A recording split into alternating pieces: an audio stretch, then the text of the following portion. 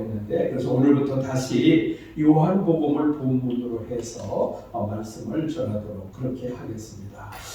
우리가 요한복음은 특별히 예수님의 신성에 관해서 전하는 말씀이다 하는 것을 우리가 잘 알고 있고, 또 원래 하나님은 말씀이셨고 말씀으로 천지를 창조하셨고 말씀으로 역사하신다는 것을 말씀을 드렸는데, 예수님은 말씀이 육신이 되어서 말씀이신 하나님이 육신을 입고 이 땅에 오신 하나님이시다. 다시 말하면 창조주 하나님께서 구속주 하나님으로 오신 분이 바로 예수님이다 하는 것을 말씀을 드렸습니다. 그러면 오늘은 이제 우리가 이렇게 예수님이 말씀이신 예수님이 육신을 입고 이 땅에 오심으로 이루어진 일들, 다시 말하면 예수님이 육신을 입고 이 땅에 오심으로 우리에게 주어진 하나님의 은혜, 또 하나님의 축복이 무엇인가 하는 것을 좀 살펴보고자 합니다. 먼저 14절 말씀 봅니다. 말씀이 육신이 되어 우리 가운데 거하심에 그랬습니다. 그래서 첫 번째로는 우리는 예수님을 통해서 하나님의 임재 가운데 살 수 있게 되었다 하는 것입니다. 그래서 오늘 말씀을 보면 말씀이 육신이 되어 우리 가운데 거하심에 그랬습니다. 우리 가운데 거하셨다. 그 당시에 예수님이 그 사람들과 함께 계셨다는 거죠. 그러니까 그 하나님이신 예수님이 그 사람들과 함께 계셨다는 거예요.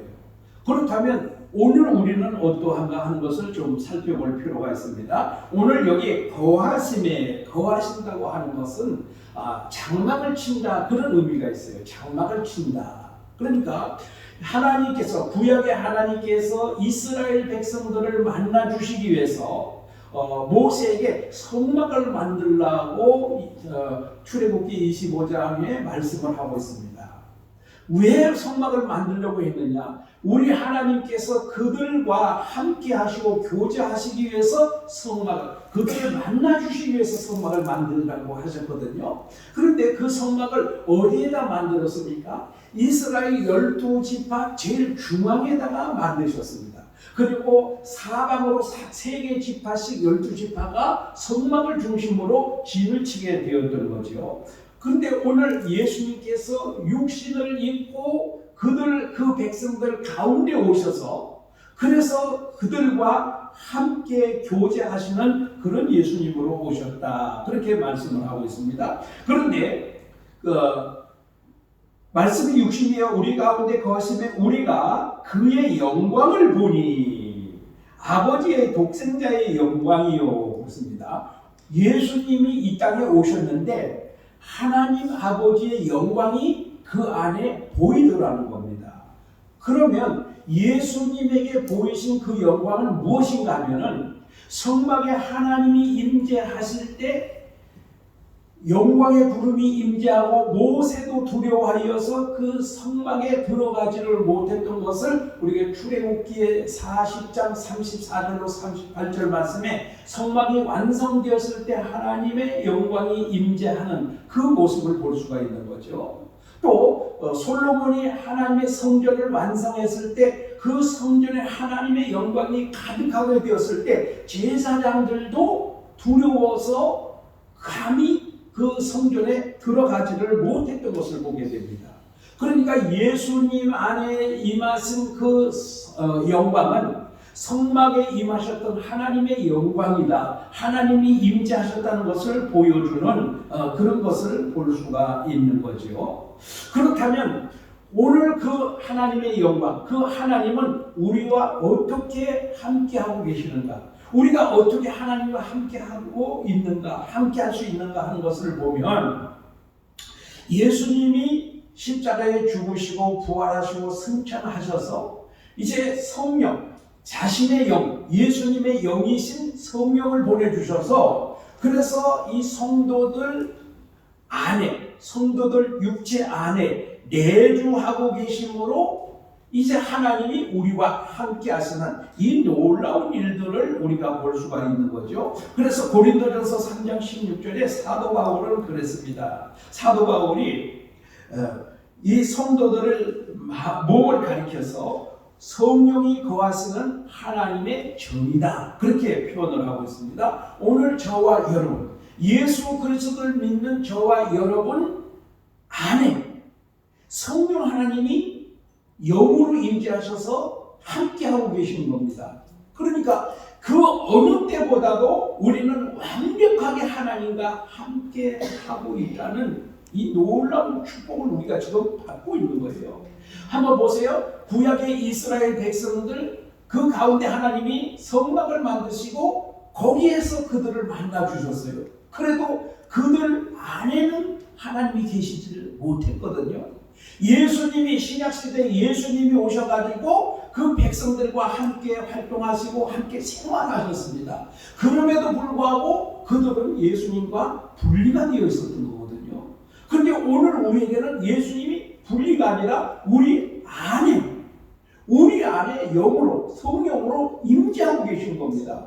그러니까 지금 우리가 가장 완벽한 하나님의 임재를 함께하고 있는 이 놀라운 축복을 우리가 지금 받고 있는 거예요. 그러니까 구약시대의 성도들 또 신약시대의 초기 교회 시대의 성도들 그 성도들보다 우리는 완벽한 하나님의 임재와 함께하고 있다는 사실, 이것이 바로 오늘 예수님이 이 땅에 육신을 입고 오셔서 우리에게 베풀어 주신 은혜다, 그렇게 볼 수가 있습니다.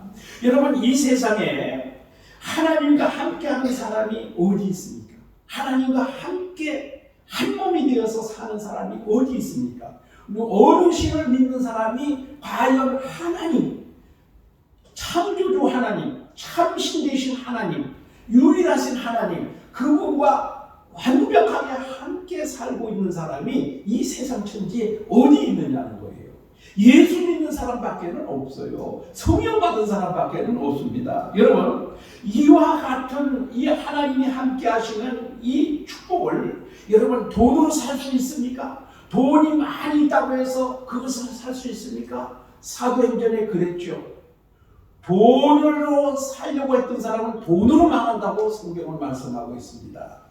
절대로 돈으로 살 수가 없죠. 여러분, 큰 권력을 잡았다고 하나님께 함께하는 그것을 얻을 수가 있습니까? 권력으로도 되지 않습니다. 여러분, 또 많은 지식을 소유했다고 해서 하나님과 함께할 수 있습니까? 그러지 못합니다. 아무리 많이 배운 사람도요, 성경을 전혀 이해하지 못하는 사람들이 얼마나 많은지 모릅니다. 세상 지식으로는 절대로 얻을 수가 없는 거지요. 오직 예수 그리스도의 은혜로 가능한 것입니다. 여러분, 이거보다 더 큰 축복이 어디 있습니까? 그런데도 우리는 이와 같은 축복을, 이 놀라운 신비를, 이 하나님의 놀라운 은혜를 누리고 있으면서도 이것을 전혀 이게 얼마나 귀한 것인지를 알지를 못해요. 오늘 우리가 조금 전에 부른 주 예수보다 더 귀한 것은 없네, 이 찬송, 여러분 얼마나 우리가 이거 부르고 또 불러도 정말 우리가 다 표현할 수 없는 이 찬송입니다. 그런데 어떤 사람들은 주 예수보다 더 귀한 분은 없네 이렇게 부르는 분들이 있어요. 왜냐하면 예수님을 높인다고 했는데 사실은 주 예수보다 더 귀한 분은 없네 그러면 사실은 그 상대를 높이는 그런 결과를 가져오는 거예요. 그래서 많은 분들이 착각을 하는데요, 주 예수보다 더 귀한 분은 없네가 아니고 주 예수보다 더 귀한 것은 없네, 이것이 맞습니다. 여러분, 예수님 높인다고 그렇게 잘못 부르는 분들이 많이 있어요. 여러분, 우리는 예수님을 통해서 하나님의 임재 가운데 살 수 있게 되는 축복을 받게 되었습니다. 두 번째로는 우리는 예수님을 통해서 하나님의 은혜를 받을 수가 있다는 것입니다.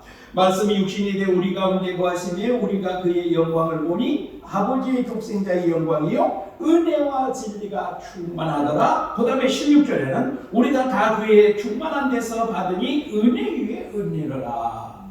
우리 예수님을 통해서 하나님의 은혜를 우리가 받을 수 있게 되었다는 것입니다. 그런데 이 은혜가 무엇인가를 아는 것이 굉장히 중요해요. 이 은혜가 무엇이냐? 이 은혜라고 하는 것은 우리 하나님이 우리에게 베풀어 주시는 은혜인데, 은혜를 사실상 뭐라고 이렇게 쉽게 풀어서 말하기는 사실상 좀 어려운 면이 있지만, 그러나 은혜가 무엇이냐면 하나님이 우리에게 베풀어 주시는 그 죄를 사하여 주시는, 죄를 용서해 주시는 것이 바로 은혜라는 거예요. 왜냐하면 원래 그 최초에 하나님이 사람을 만드셨을 때는 사람과 하나님이 함께 교제하고 하나님을 같이 이렇게 바라보면서 하나님과 함께 살 수가 있었거든요. 그때는 죄가 없기 때문에 하나님의 영광을 바라보도 절대로 죽는 일이 없었어요. 그런데 죄를 범해서 죄인이 되니까 죄인 하나님의 영광을 보면 죽게 되어 있거든요. 하나님의 영광이 너무 어마어마하기 때문에 죽게 되는 것입니다. 그렇기 때문에 이제 하나님과 단절이 되고 원수가 되고, 그래서 하나님을 떠나게 된 거죠. 하나님을 떠나게 됐습니다. 그런데 우리 하나님의 은혜가 무엇이냐면은 그 죄로 인해서 멸망받게 된 그 죄인들을 불쌍히 여기시는 마음, 그리고 저걸 그냥 버려두면 안 되겠다, 저를 구원해야 되겠다, 저들을 죄에서 용서해 줘야 되겠다 하는 그 마음이 하나님의 은혜인 것입니다. 그래서 우리 하나님의 마음속에는 이 우리 죄를 용서하시고자 하는 그 마음이 충만하게 있었던 것입니다. 여러분, 한번 우리가 생각해 보세요. 우리 자녀들이 우리 부모들을 반역하고 집을 뛰쳐나가 버렸습니다.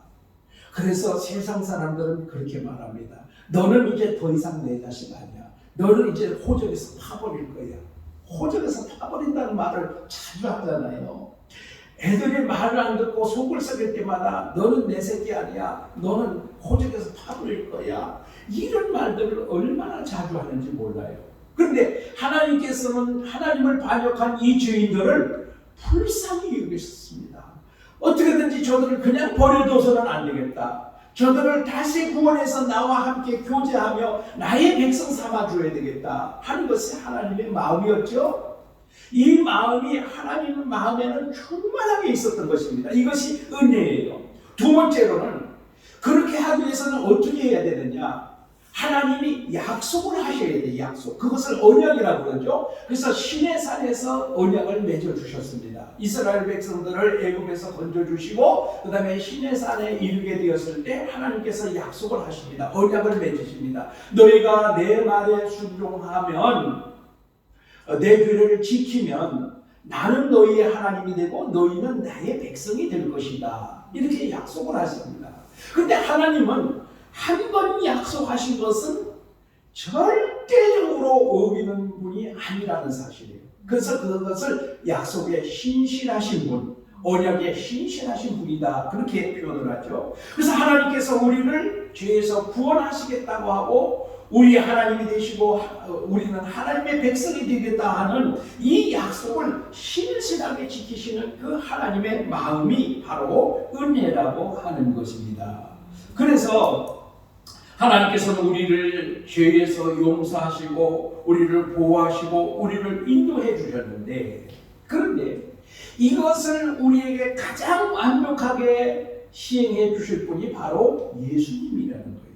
그래서 구약에도 하나님께서 임시 방편적으로 이런 일들을 시행해 오셨죠. 어떻게 했습니까? 제사를 통해서 짐승을 잡아서 제물을 드릴 때 하나님께서 그 짐승의 죽음을 받으시고 제물을 받으시고, 그리고 그 이스라엘 백성들의 죄를 용서해 주셨습니다. 그리고 하나님을 만날 수 있도록 성전으로 나와서 지성소까지 들어올 수 있도록 하나님께서 허락을 해 주신 거죠. 그런데 이것은 온전하진 않았어요. 완전하진 않았어요. 그래서 히브리서를 보면은 이 짐승의 피로는 완전한 제사를 드릴 수가 없었다. 그래서 하나님께 나갈 때마다 짐승을 잡아서 제물로 드리는 이 번제의 제사가 필요했던 거죠. 그런데 이제는 더 이상 그렇게 할 필요가 없고 하나님의 아들이신 예수님을 이 땅에 보내셔서, 그래서 예수님이 십자가에 죽으심으로 우리의 모든 죄를 위해서 단번에 완전한 제사를 드리게 해 주신 거죠. 그래서 이제 예수님은 우리를 위해서 십자가에 죽으시기 위해서 오셨는데 우리 예수님 마음 안에 예수님 안에 어떤 마음이 충만하냐면요, 하나님이 우리를 죄에서 용서하고 싶은 그 마음이 예수님 마음에 충만하게 있었던 거죠. 그래서 우리가 그 예수님을 통해서 우리를 죄에서 용서하시고 하나님이 우리와 약속하셨던 그 약속을 지키시는 은혜가 예수님을 통해서 우리에게 성취되게 하여 주신 그것을 우리가 볼 수가 있습니다. 그래서 예수님은 왜 이 땅에 오셨습니까? 우리를 죄에서 구원하시기 위해서 십자가에 죽기 위해서 오신 분입니다. 그러니까 하나님의 은혜가 예수님 안에 충만하게 있었던 거죠. 그러니까 우리가 십자가에서 나의 죄를 위해서 죽으신 예수님을 믿는 그 믿음으로 우리 하나님의 은혜를 받을 수가 있게 되었다는 겁니다. 그러니까 그 예수님이 이 땅에 육신을 입고 오셔서 우리가 은혜를 받을 수 있고 축복을 받을 수 있는 두 번째는 우리는 예수님을 통해서 하나님의 은혜를 받을 수 있게 되었다 하는 것이 바로 큰 축복입니다. 그러면 우리는 은혜를 위해서 예수님 외에 다른 어떤 것을 추구해서는 안 되는 것입니다. 은혜를 받을 수 있는 길은 오직 예수님밖에 없다. 오직 예수입니다. 오직 예수.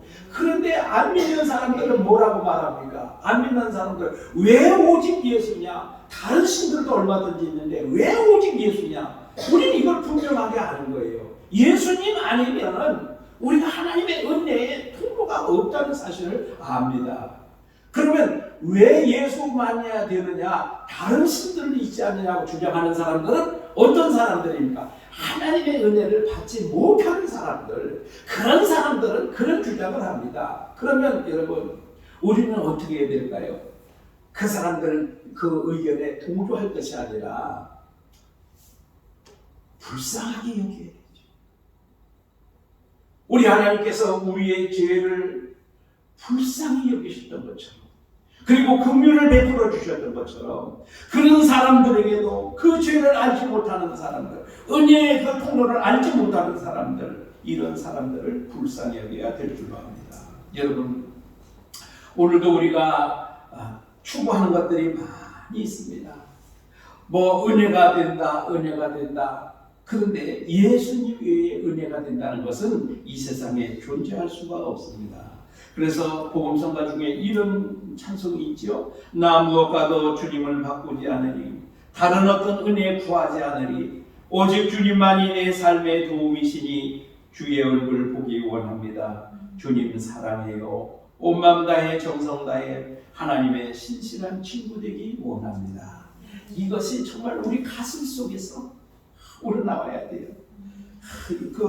이번에 코로나 때문에 매우 힘든데 그래도 좀 위안이 세상적으로, 우리 기독교 아니고 세상적으로 좀 은혜가 됐던 게 뭡니까? 위로가 됐던 게 TV조선에서 미스터 트롯, 이것이 많은 세상에, 이 코로나로 힘든 세상에 위로가 됐다, 그런 이야기들이 많이 나옵니다. 그런데 여러분, 미스터 트롯에 나오는 그 사람들이 부르는 그 노래가 많은 그 아픔과 그런 슬픔과 그런 것들이 거기에 함축이 되어 있고, 그 사람들이 그 부르는 그 노래 속에 그러한 감정이 거기에 있기 때문에 사람들이 같은 동질감을 느끼고 그리고 위로를 받고 그렇게 되는 줄로 믿습니다. 여러분, 오늘 우리는 오직 주님만이 내 삶의 힘이요, 내 삶의 도움이시고, 주님 온 마음 정성 다해 주님 사랑합니다, 이렇게 고백할 때 우리 주님은 우리의 영원한 동반자, 그리고 우리의 영원한 도움자, 그리고 영원한 우리의 위로자가 되실 줄로 믿습니다. 이렇게 힘들고 어려울 때 오직 주님의 은혜만을 구하는 저와 여러분이 되시기를 축복합니다. 그 다음에 세 번째로는 우리는 예수님을 통해서 하나님을 알 수 있고 하나님을 볼 수 있게 되었다 그랬습니다. 오늘 1장 18절 말씀에 본래 하나님을 본 사람이 없으되 아버지 품속에 있는 독생하신 하나님이 나타내셨느니라. 원래 하나님을 본 사람이 없었지만 예수님을 통해서 하나님을 볼 수가 있게 되었다. 그거죠. 또 요한복음 14장 9절에는 빌립이 예수님께 아버지를 내게 보여달라 그렇게 요구를 합니다. 그러니까 예수님께서 나를 본 자는 아버지를 보았거늘 어찌하여 아버지를 보이라 하느냐 이렇게 말씀합니다. 그러니까 예수님을 보면 누구를 볼 수 있는 거예요? 하나님을 볼 수 있게 되었다 그랬습니다. 그 다음에 히브리서 1장 1절로 2절 말씀에 보면은 옛적에 선지자들을 통하여 여러 부분과 여러 모양으로 우리 조상들에게 말씀하신 하나님이 이 모든 마지막 날에는 아들을 통하여 우리에게 말씀하셨으니 그동안에 하나님께서 선지자를 통해서도 말씀하시고 여러 통로로 여러 가지로 하나님을 계시해 주시고 보여주셨습니다. 그런데 완벽할 수가 없었어요.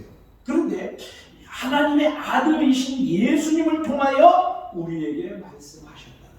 그러니까 우리 하나님을 가장 완벽하게 계시한 분이 바로 예수님이다. 그렇게 말씀합니다. 그런데 사실을 보면은요, 모세가 가장 위대한 선지자잖아요.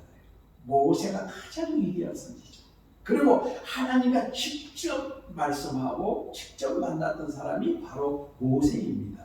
모세는 하나님을 뵙고 와서 백성들을 만났는데 하나님의 영광이 그에게 비추어져 가지고 사람들이 모세의 얼굴을 바라보질 못해요.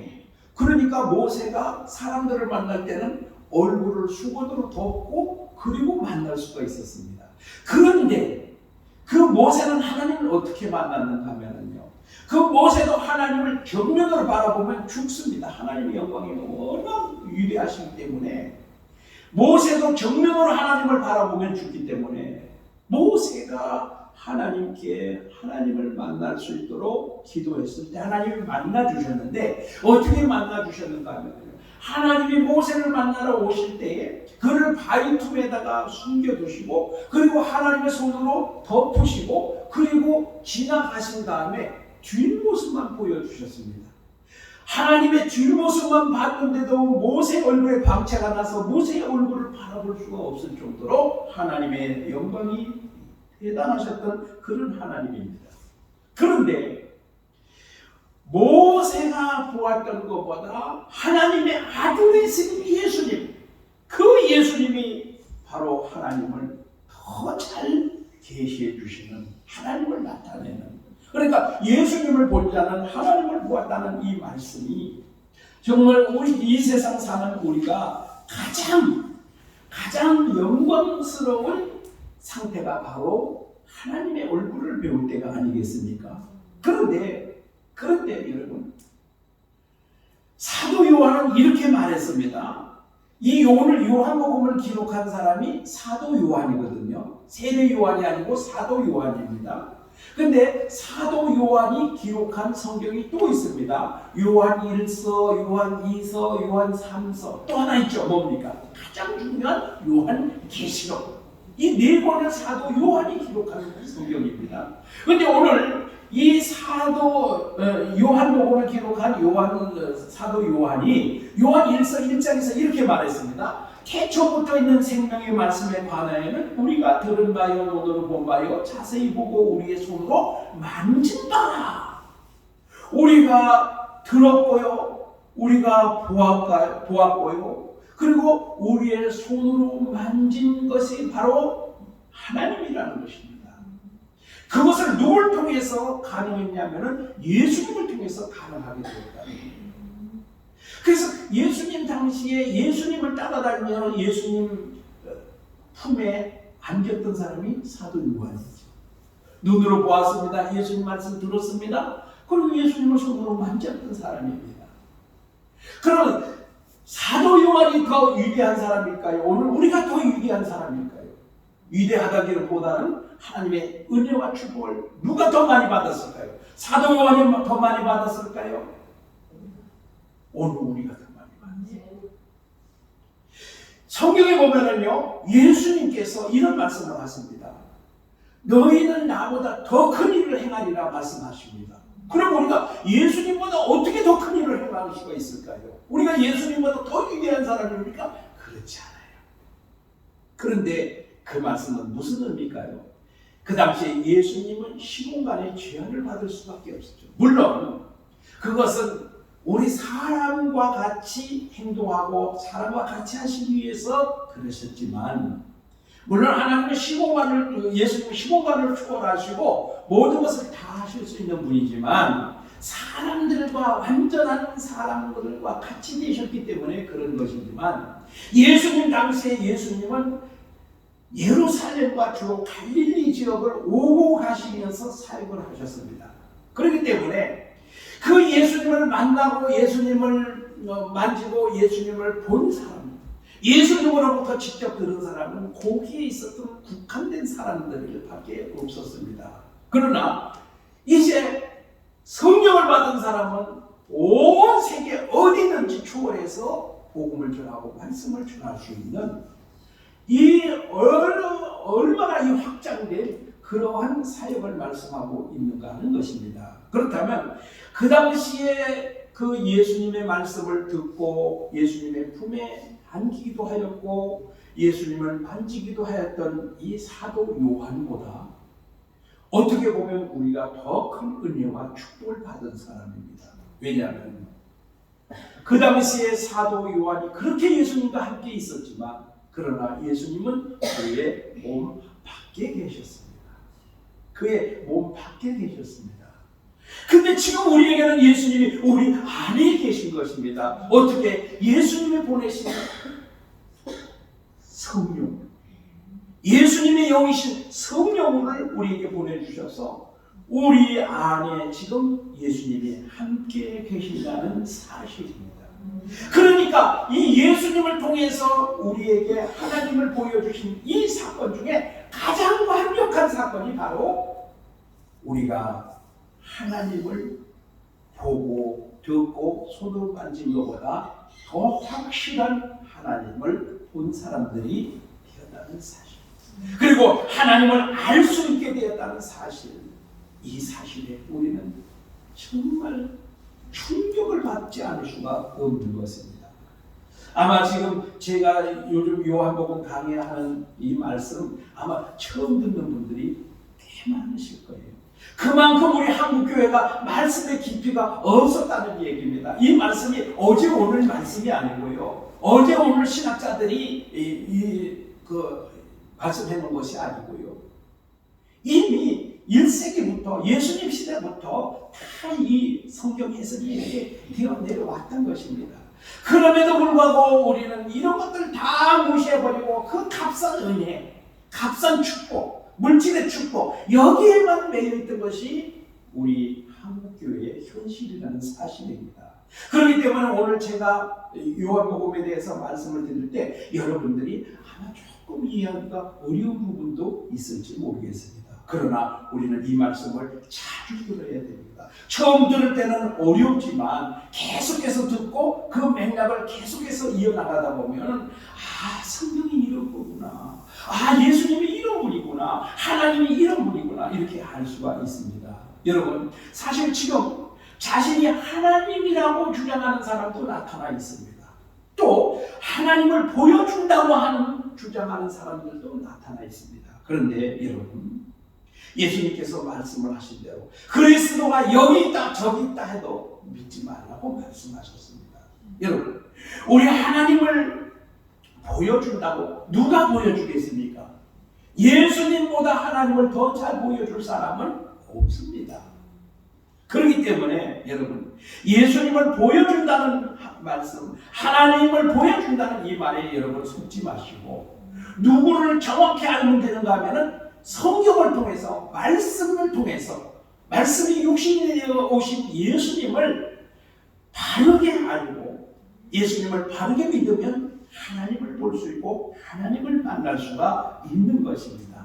여러분, 다른 것 어떤 것 구하지 마시고요, 오직 하나님의 말씀을 통해서 우리에게 찾아오시는 그 하나님을 만날 수 있기를 축복합니다. 네. 특별히 이 요한복음 강해를 통해서 정말 우리 예수님과 아주 그 깊은 교제, 요한복음 17장 3절 말씀처럼 영생은 참 하나님과 그의 유일하신 아들 예수 그리스도를 아는 것입니다 라는 그 말씀처럼 우리 예수님을 깊이 알고 깊이 교제할 수 있는 축복이 있기를 축복합니다. 은혜로우신 우리 하나님 아버지, 이 세상에 우리 예수님보다 하나님을 더 잘 보여주실 분은 아무도 없는 줄 압니다. 그러나 이 세상에는 자신이 예수님이여 자신이 하나님이라고 주장하는 사람도 있고 하나님을 보여준다는 사람도 있습니다. 그러나 우리는 그런 말에 속지 않고 오직 말씀이 육신이 되어 오신 예수님, 그리고 하나님을 가장 잘 보여주시고 계시하는 예수님을 통해서 우리 하나님을 만날 수 있도록 주여 은혜를 베풀어 주옵소서. 예수님 이름으로 기도합니다. 아멘.